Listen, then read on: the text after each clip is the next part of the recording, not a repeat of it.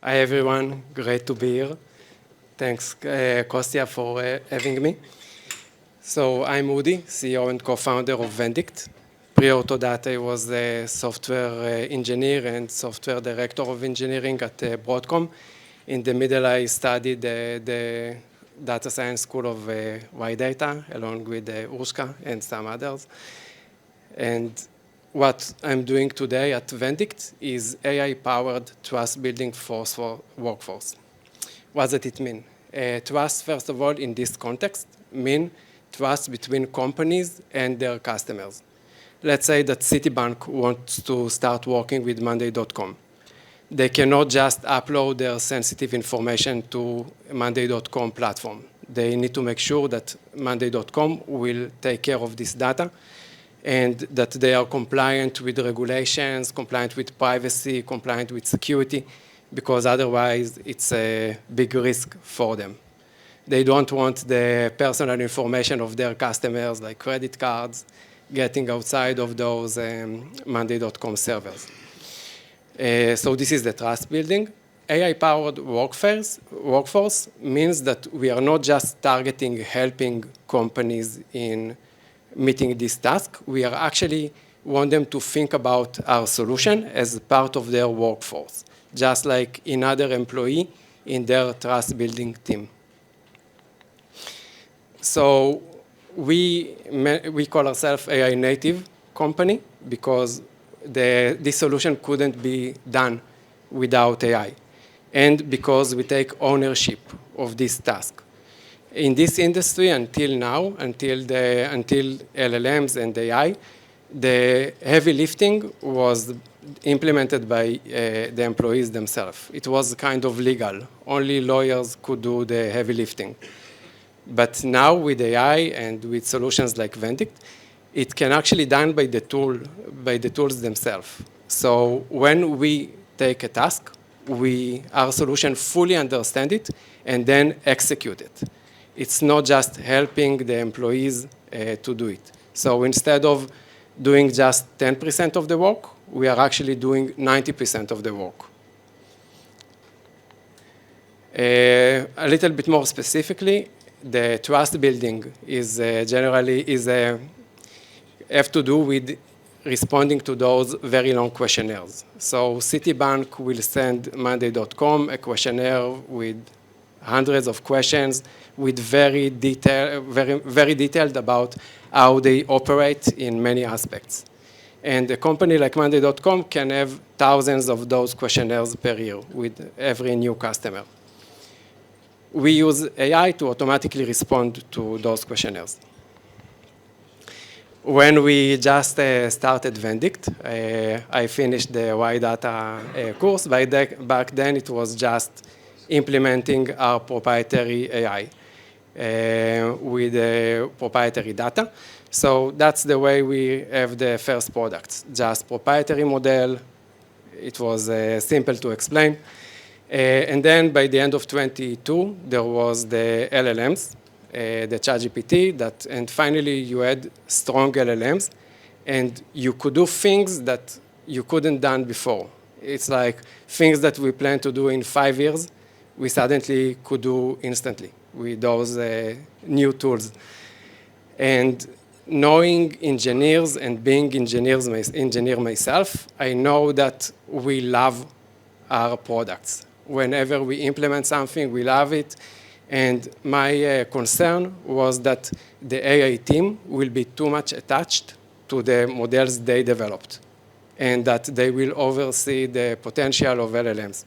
And actually, many companies had this mistake. They say that LLMs are not secure enough, they hallucinate, not accurate enough, and just kept working with their proprietary model. Now, all of those concerns are true. There are hallucinations, there are problems with the accuracy, it's not secure enough, but still, those are very powerful tools. So the approach we took is that for 3 months, at least, we said we are not going to do anything proprietary. We will just use LLMs to make the most of that. And that was the entire 2023. just using AI, the LLMs to build new capabilities to the product.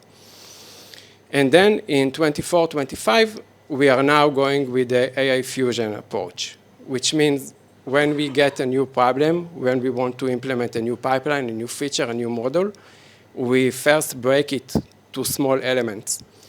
And then we think, okay, which of those elements we want to use with off-the-shelf models, and where do we want to implement and invest in our own models. And we believe that this is the best approach to do the most of the available technology, but also differentiate yourself against other companies.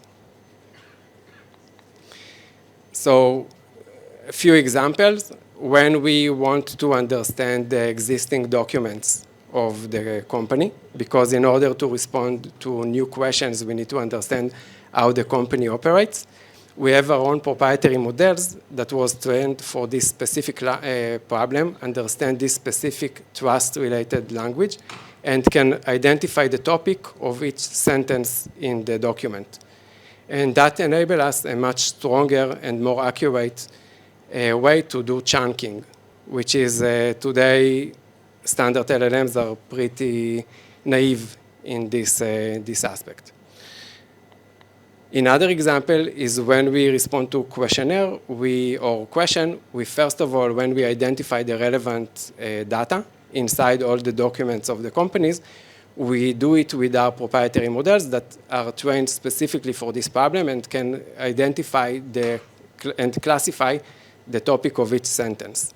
And then when we use that, we are, first of all, much more effective. It's make more sense in terms of cost and time, and more accurate.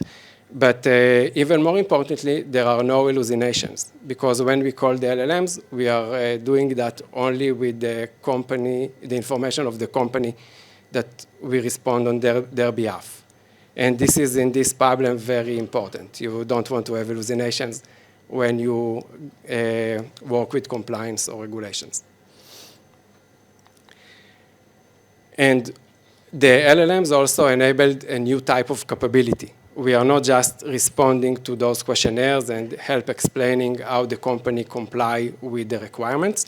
We are also letting the company know where the response is not accurate enough, not good enough. And then we help them to improve the response so they will not jeopardize the deal. To summarize the talk, I would like to speak a little bit about what it means to be AI native solution. So many companies, almost every company, if you will look on their website, if it's a technology company, they will speak about AI.